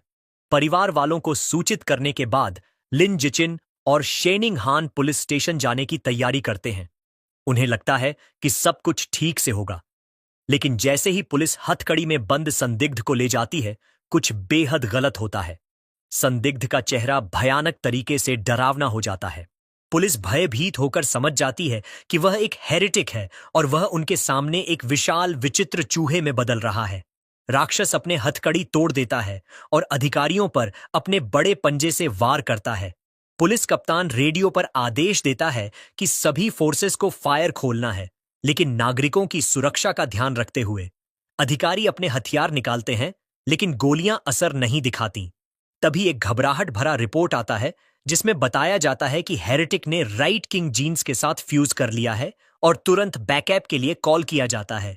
खतरा समझते हुए लिन जिचिन दोनों को पकड़कर दूर ले जाता है और जल्दी से भागने को कहता है। उसे राहत मिलती है कि राक्षस उनका पीछा नहीं कर रहा, लेकिन वह जानता है कि उन्हें जल्दी भागना होगा। जैसे ही वे भागते हैं, आकाश से एक नया फिगर पर्पल ऑनरा के साथ नीचे गिरता है। वह एक महिला साइबॉर्ग है जो स्लीक फ्यूचरिस्टिक आर्मर पहने होती है। वह विशाल चूहे पर एक जोरदार वार करती है, जिससे वह पीछे हट जाता है। हवा में तैरती हुई वह साइबॉर्ग, जिसके बाल छोटे और डार्क पर्पल हैं, अपने सीने में लेजर कैनन चार्ज करती है। फायर करने के कमांड पर वह एक विशाल तबाह करने वाली पर्पल एनर्जी किरण छोड़ती है, जो म्यूटेंट राइट को पूरी तरह घेर लेती है। क्रीचर दर्द में दहाड़ता है और पूरी तरह से खत्म हो जाता है। केवल जल चुकी झांसी बचती है। लिन जिचिन चौंक जाता है और साइबॉर्ग की जबरदस्त ताकत को देखता है। खतरा खत्म होते ही टीचर ता और शेनिंग हान राहत की सांस लेते हैं। लिन जिचिन ज्यादा अपनी बाइक की चिंता करता है, ध्यान देता है कि ब्लास्ट ने उसे नहीं मारा, वरना बड़ा आर्थिक नुकसान होता। जैसे ही टेंशन खत्म होती है, उसे अचानक एक बात समझ आती है। वह बाइक के बास्केट में देखता है और पाता है कि महंगा गोस्ट शैडो स्क्विड मीट खराब हो चुका है और बदबू आ रही है। अब वह समझता है कि उसकी शुरुआती थ्योरी सही थी। लाइफ एसेंस अब्सॉर्ब करने से मीट खराब हो जाता है, लेकिन इसका असर धीरे धीरे होता है। एक फूला हुआ टेंटिकल उठाते हुए वह सोचता है कि उसे कोई बहाना बनाना पड़ेगा और लड़ाई और मृत हेरेटिक को दोष देता है। ड्रामेटिक अंदाज में वह स्पॉइल्ड टेंटिकल नीचे फेंकता है और जोर से कहता है कि मीट जानवर की लड़ाई और साइबॉर्ग के अटैक की वजह से जला है। टीचर कॉवे उसे सांत्वना देती है, कहती है जो जरूरी है वो ये कि सब सुरक्षित हैं। हालांकि वे कप्तान की गुजारिश पर घर जाने का सोचते हैं, वे सुरक्षा टीम के साथ स्टेशन जाते हैं। वे उम्मीद नहीं कर रहे थे कि वे उसी वैन में जाएंगे जहां हेरेटिक के शरीर के अवशेष रखे थे। लेजर ब्लास्ट के बाद उसके पास सिर्फ आग लगे मांस का ढेर बचा था और उसकी सुगंध जोरदार थी। जैसे ही वह बदबूदार वैन में बैठता है, लिन जिचिन को दूसरी बात याद आती है। उसे याद आता है कि बाइश्यूअर के बीस्ट फैंग्स के अंदर लाइफ एसेंस तब भी थी जब क्रीचर मर चुका था। अब उसके दिमाग में एक नया संभावना उभरती है। क्या इस शव के अंदर भी लाइफ एसेंस बचा है? और अगर है, तो क्या वह कॉर्प्स के रैट किंग जीन को अपने लिए डिवावर कर सकता है? पता लगाने का सोचकर वह चुपके से अपना हाथ उन अवशेषों की तरफ बढ़ाता है। जैसे ही उसका हाथ छूता है, उसे एक शक्तिशाली लाल एनर्जी का सर्ज महसूस होता है। उसका सिस्टम कंफर्म करता है कि उसने जायंट म्यूटेंट रैट की लाइफ एसेंस का एक अंश डिवावर कर लिया है और उसके गाइड बुक में प्रभावशाली 5% प्रोग्रेस अनलॉक हो गई है। वह हैरान हो जाता है कि उसने इतना ज्यादा अब्सॉर्ब कर लिया और समझ जाता है कि सोर्स की फ्रेशनेस सीधे सीधे इस बात पर असर डालती है कि उसे कितनी लाइफ एसेंस मिल सकती है। उसे एस्कॉर्ट कर रहे ऑफिसर अबिंग उसकी हरकत नोटिस करते हैं और उसे चुपचाप बैठो कहते हैं। लिन जिचिन जल्दी से कहता है कि उसे तो बस हाथ फैलाना था। बाद में पब्लिक सिक्योरिटी ऑफिस पहुंचकर उसे पता होता है कि जहां अबिंग को बेवकूफ बनाना आसान था, वहीं सिक्योरिटी कैप्टन ज्यादा तेज है। कैप्टन लिन जिचिन को बताता है कि उसने उसकी ब्रेवरी रिवॉर्ड के लिए आवेदन कर दिया है, मगर फिर गंभीर होकर सवाल करता है। वह पूछता है कि एक मिडिल स्कूलर इतनी दूरी पर और खराब रोशनी में इतने सटीक तरीके से कैसे हेरेटिक के नाइफ हाथ पर पत्थर मार सकता है। लिनजाक्चिन टालमटोल जवाब देता है, कहता है कि ऐसा इसलिए है क्योंकि वह अक्सर अपने दाएं हाथ की ट्रेनिंग करता रहता है। यह अजीब जवाब सुनकर कैप्टन थोड़ी देर के लिए चुप रह जाता है। उनकी बातचीत तभी टूटती है जब शेनिंगहान आवाज लगाती है कि उसकी आंटी आ गई हैं। लिनजिचिन हैरान रह जाता है जब वह देखता है कि उसके माता पिता स्टेशन में घबराते हुए दाखिल हो रहे हैं। उसकी मां घबराई हुई हालत में उसकी तरफ दौड़ती है, डर से चेहरा सफेद और आंखों में आंसू, उसका नाम पुकारते हुए। वह उसे कसकर गले लगाती है और पूछती है कि वह ठीक है या नहीं, और कहती है कि उसने उसे आधा मरने जितना डरा दिया। वह मां को शांत कराने की कोशिश करता है, भरोसा दिलाता है कि वह ठीक है, और तो और उसे ब्रेवरी रिवॉर्ड भी मिला है। उसे कसकर पकड़े हुए उसकी मां उससे वादा लेती है कि अगली बार कोई खतरा हुआ तो वह सबसे पहले कहीं छुप जाएगा। उसकी आंखों में आंसू भर आते हैं और वह कहती है कि उसे बस इतना चाहिए कि वह सुरक्षित बड़ा हो। लिनजिचिन अपनी मां की दिल से निकली चिंता से विजिबली प्रभावित होता है। जब वे निकलते हैं तो लिनजिचिन अपनी मां को फिर भरोसा दिलाता है कि वह हमेशा पहले खुद की सुरक्षा करेगा। पुलिस कैप्टन उन्हें जाते हुए देखता है, अब भी उस लड़के की अजीब एबिलिटीज के बारे में सोचते हुए। रास्ते में बाहर निकलते समय लिनजिचिन 2 महिला पुलिस ऑफिसर्स के पास से गुजरता है जो केस के बारे में चर्चा कर रही थीं। एक महिला ऑफिसर कहती है कि परवर्ट्स अब और भी ज्यादा बेशर्म हो गए हैं, और उसकी साथी बताती है कि वह हेरेटिक असल में ग्वांगयुन यूनिवर्सिटी का एक लिबरल आर्ट्स स्टूडेंट था जिसे रैट गॉड कल्ट ने ब्रेन वॉश कर दिया था। पहली ऑफिसर उस कल्ट को कोसती है, लेकिन दूसरी इंगित करती है कि उन्हें जड़ से समस्या खत्म करनी पड़ेगी, और वो है सेल्फ प्रोक्लेम्ड रैट किंग। यह नाम तुरंत ही लिनजिचिन का ध्यान खींच लेता है। घर लौटते वक्त गाड़ी में वह तुरंत अपने फोन पर रैट गॉड कल्ट के बारे में रिसर्च शुरू करता है। ढेर सारी जानकारी देखकर वह हैरान रह जाता है। उसे पता चलता है कि कल्ट का मुख्य बेस शंघाई सिटी में है और उसके ज्यादातर सदस्य समाज के बाहर कर दिए गए लोग हैं। रिसर्च करते करते उसे एक बेहद चौंकाने वाली जानकारी मिली। रैट किंग खुद को एक ऊंचे स्तर के जीव में इवॉल्व करना चाहता है और अपने फॉलोअर्स को जबरदस्ती इवोल्यूशन मटेरियल्स इकट्ठा करने पर मजबूर कर रहा है। इससे उसके मन में एक डरावना सवाल उठा, क्या रैट किंग, जो एक अजीब और खतरनाक जानवर है, पहले से ही सोचने समझने की क्षमता हासिल कर चुका है? उसी पल उसकी सोच टूटी जब उसने खिड़की से बाहर देखा। फुटपाथ पर उसे एक इतना बड़ा चूहा दिखा जो बिल्ली के बराबर था। एक पल के लिए उसने सोचा, क्या यह रैट किंग से जुड़ा हो सकता है? लेकिन फिर खुद को समझाया कि दक्षिण में इतने बड़े चूहे होना कोई नई बात नहीं। उसने इस ख्याल को झटका और महसूस किया कि शेनिंगहान पूरी तरह चुप है। उसने उसकी तरफ देखा तो पाया कि वह असहज होकर हिल रही है, अपने घुटनों को कसकर जोड़े हुए है। वह तुरंत समझ गया। बचपन से ही शीनिंगहान जब भी घबराती है या डरती है, वह अपना ब्लैडर कंट्रोल नहीं कर पाती। भले ही यह उसके लिए शर्म की बात हो, लेकिन लिन जिचिन को हमेशा लगता रहा कि उसके अंदर की यह अजीब सी प्रतिक्रिया किसी छुपी हुई शक्ति से जुड़ी हो सकती है। घर पहुंचकर लिन जिचिन की मां जांग वोंग यह देखकर हैरान रह गई कि लगभग 3000 येन की बीस्ट मीट गायब है। लिन जिचिन ने तुरंत एक बहाना बना लिया और शर्माते हुए बोला कि इमरजेंसी में भागते समय शायद वह कहीं गिर गई। उसकी मां ने तुरंत उसकी सुरक्षा को पहली प्राथमिकता दी और कहा कि मांस की चिंता छोड़ो, बस इतना मायने रखता है कि तुम सुरक्षित हो। लिन जिचिन ने अंदर ही अंदर चैन की सांस ली, लेकिन कहानी यहीं खत्म नहीं हुई। वह इस बात से खुश था कि उसने अपनी मां को मूर्ख बना लिया, मगर उसके पिता लिन यंसन और भी जिद्दी निकले।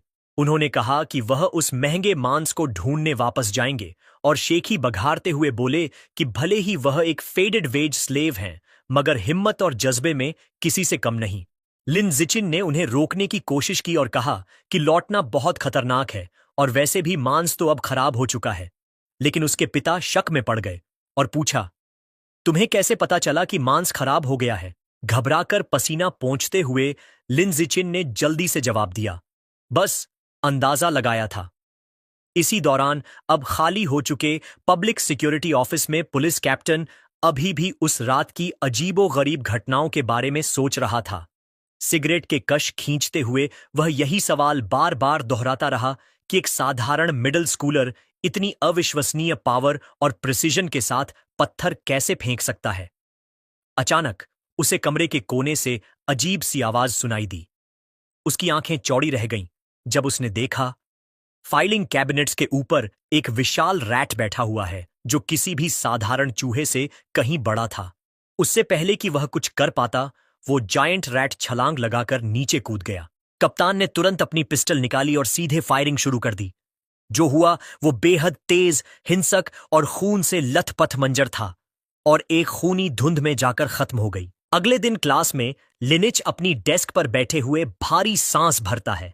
पिछली रात को याद करते हुए उसे एहसास होता है कि वह अभी भी काफी कमजोर है, चाहे वो ताकतवर हेरेटिक हो या फिर वो फीमेल साइबॉर्ग। उसे जल्दी पैसे कमाने होंगे ताकि ज्यादा बीस्ट मीट खरीदकर अपनी गाइड बुक का प्रोग्रेस बार भर सके, जैसे कि गोस्ट शैडो स्क्विड।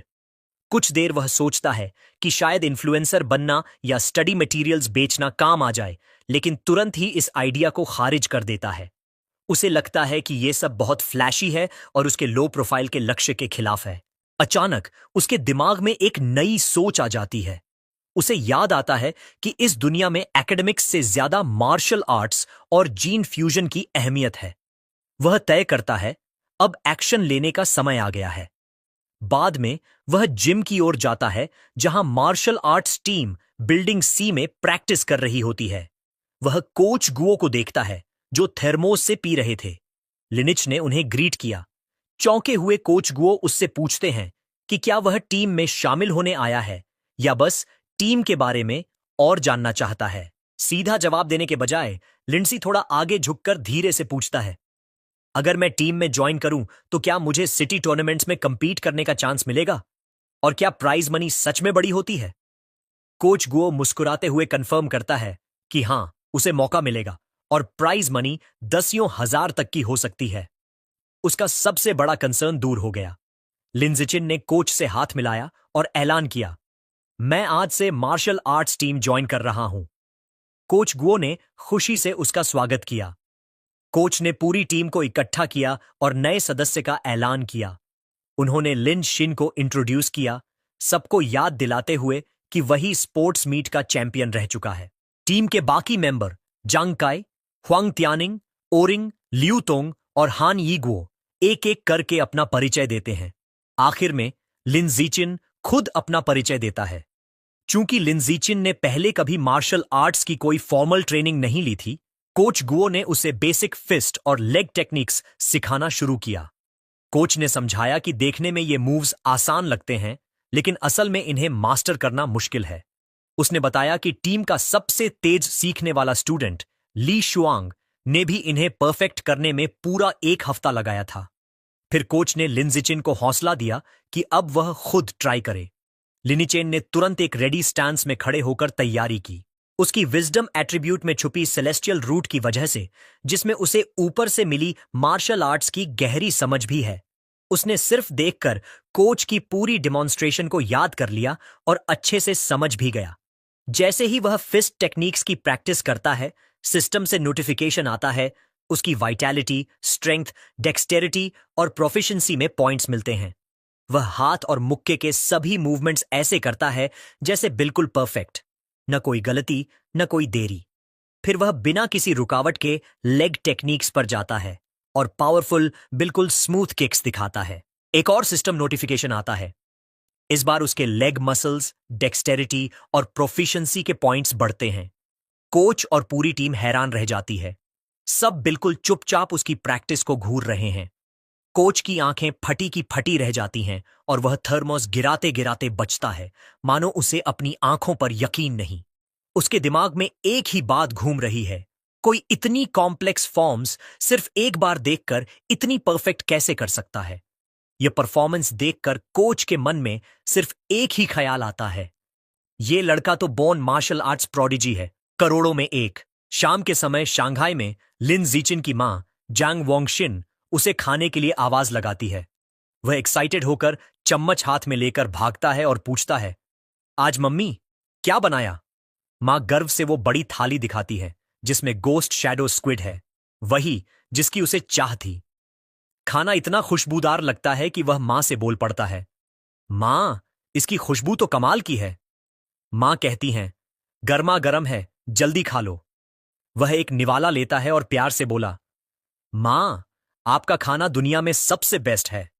मां खुश होकर बोलती हैं, अच्छे से खाओ, मैंने तुम्हारे लिए पूरे 3 जिन खरीदे हैं। जैसे ही वह खाना खाता है, सिस्टम में नोटिफिकेशन आता है, गोस्ट शैडो स्क्विड को खाने से उसने उसकी लाइफ एसेंस का एक अंश अब्सॉर्ब कर लिया और उसकी गाइड बुक की प्रोग्रेस 3.01% तक पहुंच गई है। उसे फ्रस्ट्रेशन के साथ एहसास होता है कि मीट खाकर भी वो कमाल का फायदा मिलता है। अगर उसे पहले पता होता तो वह पहली बैच को टच करके खराब नहीं करता। खाना खाते खाते उनकी नजर एक न्यूज रिपोर्ट पर पड़ती है। रिपोर्ट में 14 साल की जीनियस लड़की का जिक्र है जो हिस्ट्री की सबसे यंगेस्ट साइबॉग है। एनर्जी कोर के साथ फ्यूज होने के बाद उसकी एनर्जी सिस्टम ने उसे सुपर ह्यूमन एबिलिटीज दी है। एक हाथ से 5000 किलो का एसयूवी उठा लेना, 100 मीटर की दौड़ 3 सेकंड में पूरी करना और 8 मीटर ऊंचा कूदना उसकी ताकत का उदाहरण है। यह देखकर लिनिचन सोचता है कि उसकी दुनिया के डिबेट में कौन सा रास्ता ज्यादा ताकतवर है, क्योटो प्रोडिजी की जीन फ्यूजन या इस लड़की की साइबरनेटिक्स। उसके ख्याल वहीं टूट जाते हैं जब एक और ब्रेकिंग न्यूज आती है। खबर आती है कि सिक्योरिटी कैप्टन एच चुन शान, जो उन्होंने मिल चुके थे, अपने ऑफिस में मारा गया है। सर्वेलेंस फुटेज में दिखाया जाता है कि उसे एक जायंट म्यूटेंट रैट ने हमला करके खा लिया। मेडिक्स उसे एम्बुलेंस में पहुंचाते हुए दिखाई देते हैं। लिन सूचेन डर के मारे सन्न रह जाता है। उसे याद आता है वह बड़ा चूहा जो उसने पिछली रात देखा था और सोचता है कि क्या उसका उससे कोई संबंध है। वह कल्पना करता है कि एक विशाल चूहा शहर में तबाही मचा रहा है। कैप्टन की मौत एक काला सच है कि खतरा दिन ब दिन बढ़ रहा है। गंभीर होकर लिनीचान तय करता है कि अब उसे तुरंत अपनी ट्रेनिंग को तेज करना होगा। पुलिस कैप्टन की मौत के बाद लिंसियन ने खुद को एक कड़ी ट्रेनिंग रेजिमेंट में लगा दिया। कड़ी प्रैक्टिस के बाद वह अब 100 मीटर 4.61 सेकंड में दौड़ सकता है। उसकी फिजिकल पावर में जबरदस्त बढ़ोतरी हुई है। उसकी वर्टिकल जंप 5.3 मीटर तक पहुंच गई है और वह एक हाथ से 1200 किलो तक उठा सकता है। अपने पर्सनल ट्रेनिंग के अलावा वह स्कूल की मार्शल आर्ट्स टीम के साथ भी प्रैक्टिस करता रहता है ताकि आने वाले टूर्नामेंट के लिए जल्दी से ताकत बढ़ा सके। अगले दिन सुबह स्कूल में वह जिम जाता है और उसकी क्यूरियस साथी शीनिंग हान भी उसके साथ जाती है। रास्ते में एक गुलाबी बालों वाली लड़की लिन जिचिन को देखकर वार्मली ग्रीट करती है और उसे एक बोतल फ्रेश दूध देती है। वह शालीनता से मना कर देता है, उससे धन्यवाद कहता है और शेनचिंग हान के साथ आगे बढ़ जाता है। लड़की थोड़ी निराश होती है। दूर से उसकी टीममेट ह्वांग तियनकिंग ये सब देख रहा होता है। वह गुस्से में मुट्ठी ताकता है नाराज होता है कि स्पोर्ट्स मीट में जिसने उसे हराया था वह उस लड़की का दिया हुआ गिफ्ट ठुकरा रहा है जिसे वह पसंद करता है। अपने गुस्से को रोक न पाने के कारण हुआंग टियनकिंग जल्दी से उनके रास्ते को रोकता है। वह लिन जीचिन का सामना करता है और उसकी बुरी आदतों और लड़की के जज्बातों को चोट पहुंचाने पर डांटता है। जब लिन जीचिन कामली बताता है कि उसे मिल्क से एलर्जी है तो हुआंग टियनकिंग इसे मानने से इनकार कर देता है और उसे लायर कहता है। गुस्से से भरकर हुआंग टियनकिंग लिन जीचिन की तरफ इशारा करता है और उसे स्पार के लिए चैलेंज करता है। उसने शर्त रखी, अगर वह हारता है तो वह वापस कभी लिंडीचन को परेशान नहीं करेगा, लेकिन अगर लिंडीचन हारता है तो उसे पूरी बोतल मिल्क पीनी होगी। जैसे ही यह चैलेंज दिया जाता है एक नई सिस्टम नोटिफिकेशन आती है। एक नया अचीवमेंट मिशन शुरू हो गया है। 8000 अलग अलग ओपोनेंट्स को फॉर्मल कंपटीशन में हराना है, survival of the fittest biological trait के लिए। लिंड जिशियान के चेहरे पर एक शरारती मुस्कान फैल जाती है। यह मौका है जिसका वह इंतजार कर रहा था। एक धमाकेदार पर्पल ऑरा उसके चारों ओर फैलता है। वह चैलेंज स्वीकार करता है। उसकी आंखों में जीत की चमक होती है और स्पार के लिए हां कहता है। इस ड्यूल की खबर पूरे स्कूल में तेजी से फैल जाती है। दो स्टूडेंट्स उत्साहित होकर सोचते हैं कि पॉपुलर जूनियर लिन जिकिन और एक सीनियर के बीच होने वाली फाइट जरूर देखेंगे। जैसे ही वे पहुंचते हैं जिम पहले से ही लोगों से भरा होता है। सभी लोग स्पारिंग एरिया के चारों तरफ एक बड़ी सर्कल में खड़े। भीड़ साफ तौर पर लिन जिकिन के पक्ष में है। उसकी कई फीमेल फैंस उसे जोर जोर से चीयर कर रही हैं। सब कह रही हैं, आज तो ओपोनेंट को सबक सिखा देना। उनमें से वही गुलाबी बालों वाली लड़की भी है जो अपना फोन रिकॉर्डिंग के लिए तैयार करती है। जीन काई नाक सिकोड़ता है क्योंकि उसे गुस्सा आ रहा है कि सब मान रहे हैं कि वह हार जाएगा। वो मन ही मन मानता है कि पिछले एक महीने में लिंड्स का टैलेंट वाकई हैरान कर देने वाला हो गया है। जीन काई इस लड़ाई को खुद को साबित करने और राइजिंग जीनियस को उसकी जगह दिखाने का आखिरी मौका मानता है। दूसरी तरफ उसके ओपोनेंट की सीरियसनेस के मुकाबले लिन जिचिन बिल्कुल शांत और आराम से दिखता है। वह कैजुअली कहता है, मुझे घर जाकर डिनर करना है, क्या हम फाइट जल्दी खत्म कर सकते हैं? जीन काई इसे इंसल्ट समझता है, मुस्कुरा देता है और कहता है, ठीक है, तुम्हारी आखिरी इच्छा मान लेते हैं। कोच गुओ उनके बीच आकर रेफरी बनता है। वह हाथ ऊपर उठाता है ताकि मैच शुरू कर सके और दोनों को रूल्स याद दिलाता है। लेकिन फाइट शुरू होने से पहले ही जॉन काई चिल्लाकर सबको रुकने के लिए कहता है। एक तिरस्कार भरी मुस्कान के साथ वह लिंडिचिन को हैंडीकैप ऑफर करता है। वह साफ कहता है कि उसने करीब 2 साल तक मार्शल आर्ट्स की ट्रेनिंग की है, जबकि लिंचिन अभी सिर्फ 1 महीने का नया खिलाड़ी है। फेयर खेलने के लिए वह ऐलान करता है कि लिनिचिन को फाइट की पहली 3 मूव्स फ्री में करने देगा। लिंडसाशन सीधा हां कर देता है। जैसे ही वह अग्री करता है, लिंडीचान बिजली की तरह हरकत में आ जाता है।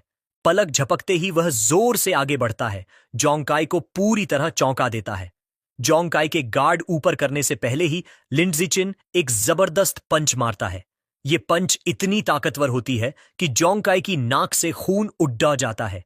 वह उसी पल बेहोश होकर जिम की फ्लोर पर गिर जाता है। पूरा जिम एक पल के लिए सन्नाटा सा छा जाता है। कोच गुओ अविश्वास में पलकें झपकाते रह जाते हैं। उनका मुंह खुला का खुला रह जाता है। वह चिल्ला उठते हैं, फाइट तो एक ही पंच में खत्म हो गई।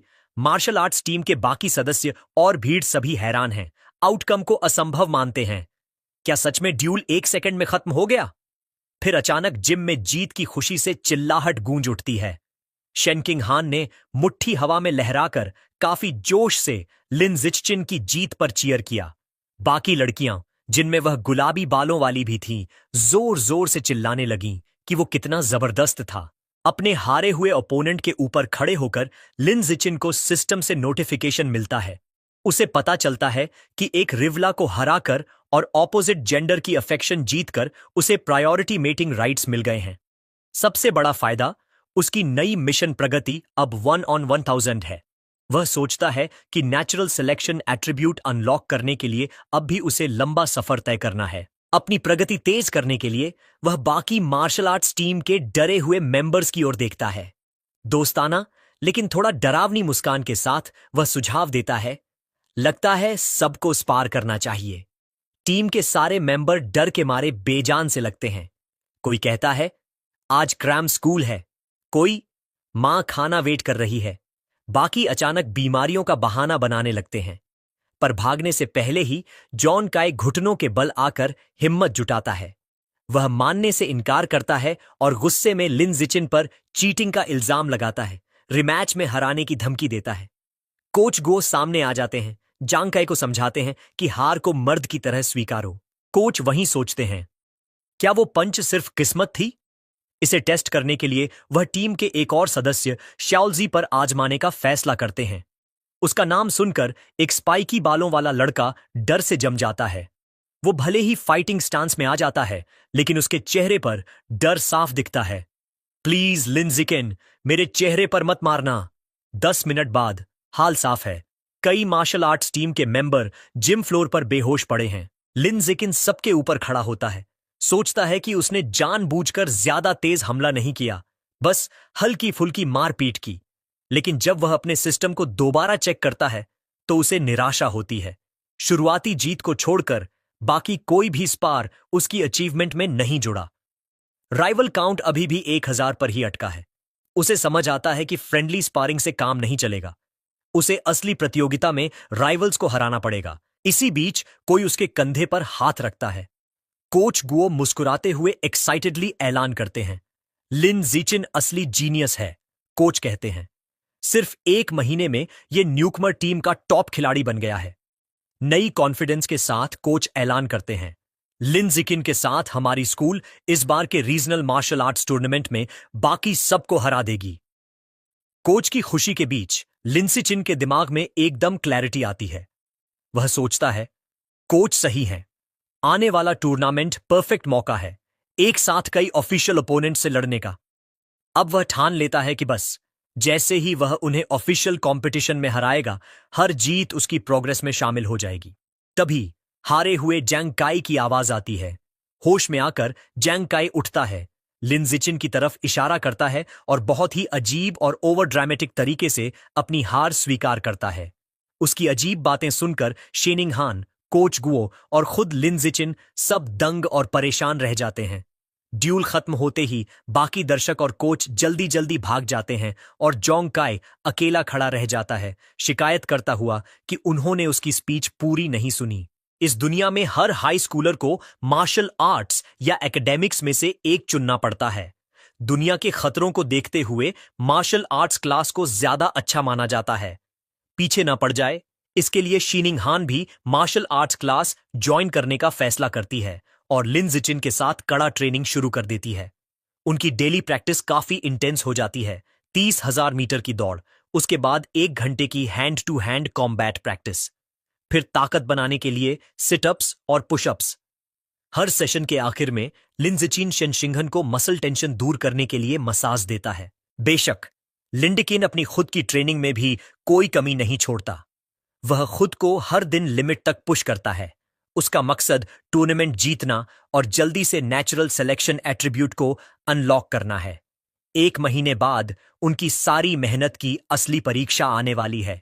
रीजनल मार्शल आर्ट्स टूर्नामेंट का दिन आ गया है और डिटर्मिन्ड लिन जिचिन मुकाबले के लिए बिल्कुल तैयार है। टूर्नामेंट एक बहुत बड़े सिटी जिम्नेजियम में हो रहा था, जहां एक विशाल भीड़ बीच के फाइटिंग रिंग के चारों ओर जमा थी। वेटिंग एरिया में माहौल तनावपूर्ण था। कोच गुओ घबराहट में रोस्टर देख रहा था और शिकायत कर रहा था कि उनकी स्कूल शांघाई हाई का मुकाबला सबसे ताकतवर टीम शांघाई नंबर 1 हाई से पड़ गया है। टीम का एक और मेंबर घबराहट बढ़ाते हुए बोला कि उनके विपक्षी टीम में एक ऐसा फाइटर है जो 100 मीटर रेस 9 सेकंड से भी कम समय में दौड़ सकता है। यह सुनकर सबको लगा कि वो कमजोर पड़ जाएंगे। टीम की हिम्मत टूटती देख लिंडसियन ने शांति से हाथ उठाया और कहा कि वो सबसे पहले लड़ेगा। कोच गुओ अभी भी चिंतित था, लेकिन फिर भी मान गया कि उसका सबसे भरोसेमंद खिलाड़ी मैदान में उतरे। जैसे ही लिंडचिन अरीना में पहुंचा, शेनिंग हान किनारे से उसका उत्साह बढ़ाने लगी और कोच गुओ मेगाफोन से हौसला देता रहा। लिंडसियन खुद को लड़ाई के लिए तैयार करने लगा। उसका विरोधी शंघाई नंबर 1 हाई का एक बेहद विशाल और ताकतवर छात्र आगे आया। उसने लिन जिचिन की तारीफ की कि पहले ही साल में उसने टूर्नामेंट तक का सफर किया, लेकिन तुरंत ही उसका लहजा मजाक उड़ाने वाला हो गया। उसने हंसकर कहा कि यह मंच किसी छोटे कद वाले के लिए नहीं है जो अभी तक 1.7 मीटर भी नहीं पहुंचा। अपनी मांसपेशी दिखाते हुए उसने वादा किया कि लिंडसियन को असली फर्क दिखाएगा कद और ताकत का। रेफरी ने इशारा किया और मुकाबला शुरू हुआ। बड़ा विरोधी तेजी से आगे बढ़ा और एक जबरदस्त मुक्का मारा, लेकिन सबके हैरान होने पर लिन जिचिन पीछे नहीं हटा। उसने आसानी से उस वार को किनारे किया और झटके में सीधा एक मुक्का विरोधी की छाती पर दे मारा। टक्कर विनाशकारी थी। जोर इतना था कि वह विशाल छात्र पूरे अखाड़े में उड़ता हुआ दूर जा गिरा और बेहोश हो गया। घोषक कुछ पल स्तब्ध रह गया, फिर हकलाते हुए लिन जिकिन की जीत का ऐलान किया। किनारे पर शेनिंग हान खुशी से उछल पड़ी और बोली कि उसका शियाओ चेन कमाल का है। बाकी शंघाई हाई टीम भी जश्न मनाने लगी। कोच को घेरकर चिल्लाई कि लिन जिचिन सच में अद्भुत है और विरोधी की ताकत को मरी हुई मांसपेशियां कहकर मजाक बना दिया। इसी बीच दूसरी तरफ शांघाई नंबर 1 हाई का कोच गुस्से से भर उठा। उसने अपने हारे हुए छात्र को डांटते हुए कहा कि वह बिना सोचे समझे सीधा हमला कर बैठा और अपना फुटवर्क इस्तेमाल ही नहीं किया। रिंग में वापस लिन जिचिन को सिस्टम नोटिफिकेशन मिला जिसमें कंफर्म हुआ कि उसने एक और टूर्नामेंट राइवल को हरा दिया है। उसकी रैंकिंग बढ़ गई और उसका एलिमिनेशन काउंट 100 तक पहुंच गया। उसने मुट्ठी भींची, संतुष्ट होकर सोचा कि यही मैच उसे आगे बढ़ने के लिए चाहिए। विपक्षी कोच इसे रोकने के इरादे से अपने अगले फाइटर को बुलाता है, एक लड़का जिसका नाम चेन फोंग था, और उसे सख्त आदेश देता है कि वह पहले साल के छात्र को जितनी जल्दी हो सके कुचल दे। चेन फोंग शांति से मान जाता है। वह स्टेज पर चढ़ता है और रेडी स्टैंस लेता है, पिछले फाइटर से कहीं ज्यादा कंपोज्ड दिखाई देता हुआ। अनाउंसर इशारा करता है कि दूसरा ड्यूअल शुरू हो। चेन फोंग तुरंत अपनी बेहतरीन टेक्निक दिखाता है, अविश्वसनीय स्पीड से मूव करता हुआ और लगातार हमले करता हुआ। लिंडजी चेन शांति से इस असॉल्ट का सामना करता है और एक शक्तिशाली किक को सिर्फ एक हाथ से ब्लॉक कर देता है, लेकिन उसके ब्लॉक की ताकत इतनी ज्यादा होती है कि चेन फोंग हवा में बेकाबू घूमता हुआ सीधा अरीना फ्लोर पर गिर पड़ता है और बेहोश हो जाता है। मेडिक्स तुरंत स्ट्रेचर लेकर आते हैं और चेन फोंग को ले जाते हैं, कहते हुए कि उसे सिर का स्कैन चाहिए। भीड़ हैरान रह जाती है।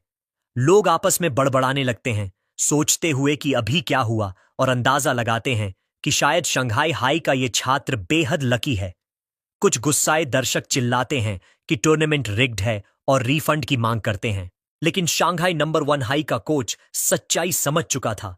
सिर पकड़कर निराशा में बैठा उसे धीरे धीरे एहसास होने लगा कि ये लक नहीं है। शांघाई हाई का ये फर्स्ट ईयर सच में कमाल का खिलाड़ी है। वापस वेटिंग एरिया में कोच ने नई स्ट्रेटेजी बनाई। उसने अपने अगले फाइटर को बुलाया, नुकीले बालों वाला लड़का जिसका नाम गा फे था, और उसे सख्त आदेश दिए कि वह पूरी तरह डिफेंस पर ध्यान दे और चेतावनी दी कि अब हारने की गुंजाइश नहीं है। लेकिन गा फे आत्मविश्वास से भरा हुआ था। उसने काल्मली अपने कोच से कहा कि चिंता मत करो, वह जरूर जीतेगा। जैसे ही वह रिंग की ओर बढ़ा, गा फे मन ही मन लीन की जीतों को नजरअंदाज कर रहा था। उसका मानना था कि उसका प्रतिद्वंद्वी असली ताकतवर नहीं है और अब तक सिर्फ चालों से जीता है। अपनी बेहतरीन स्पीड 100 मीटर डैश 9 सेकंड से कम में और ज्यादा एक्सपीरियंस के भरोसे उसे पूरा यकीन था कि वह हार ही नहीं सकता। भीड़ में घमाघमी हलचल थी। दर्शक गा फे की रेप्यूटेशन पर चर्चा कर रहे थे और उसकी स्पीड देखकर हैरान थे। भीड़ में कोई कहता है कि उसके पिता एक जीन फ्यूजन यूजर हैं और इसी वजह से उसकी एबिलिटीज इतनी एनहांस्ड हैं। सबको लगता है कि अब लिन जिचिन की ये शानदार रन यहीं खत्म होने वाली है, लेकिन साथ ही सब उसके पोटेंशियल को भी मानते हैं। अनाउंसर ड्यूअल शुरू करने का इशारा करता है। अपने कोच की बातों को अनसुना करते हुए गा तुरंत ऑफेंसिव हो जाता है। वो लिन जिचिन की तरफ जोरदार किक से अटैक करता है और फिर रैपिड स्ट्राइक्स बरसाने लगता है। यहीं वो अपनी स्पेशल टेक्निक निकालता है, flowing water shattering rock fist. Coach गुस्से से अपनी सीट से चिल्लाता है, अपने स्टूडेंट को डांटते हुए कि उसने ऑर्डर्स फॉलो क्यों नहीं किया। लेकिन गा डिफेंस को बेकार समझता है। उसे यकीन है कि उसके जैसा जीनियस को इसकी जरूरत ही नहीं। उधर लिन जिचिन आसानी से उसके सारे ब्लोज इवेड मींस डिफेंड करता जाता है। उसे ये टेक्निक इंटरेस्टिंग लगती है और वहीं खड़े खड़े डिसाइड कर लेता है कि इसे सीख लेगा। गा फ्रस्ट्रेट हो जाता है क्योंकि उसकी एक भी हिट कनेक्ट नहीं हो रही। थक कर वो रुक जाता है और गुस्से में पूछता है कि आखिर लिन जीन उसके अटैक से बच कैसे रहा है। लिन जीन बिना घबराए कामली जवाब देता है, और कोई मूव्स हैं तुम्हारे पास? सीधा उसे टॉन्ट कर देता है। ये सुनकर गफे और भड़क जाता है और डेस्परेट होकर पंचेस की नई बराज छोड़ देता है।